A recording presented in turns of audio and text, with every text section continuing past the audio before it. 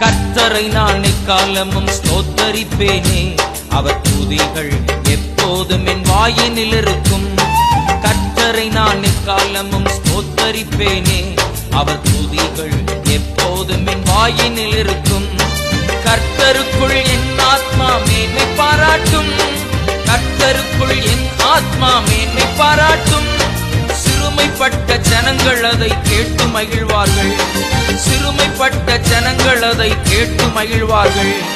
கர்த்தரை நான் எக்காலமும் ஸ்தோத்தரிப்பேனே, அவர் துதிகள் எப்போதும் என் வாயினில் இருக்கும். கர்த்தரை நான் எக்காலமும் ஸ்தோத்தரிப்பேனே, அவர் துதிகள் எப்போதும் என் வாயினில் இருக்கும்.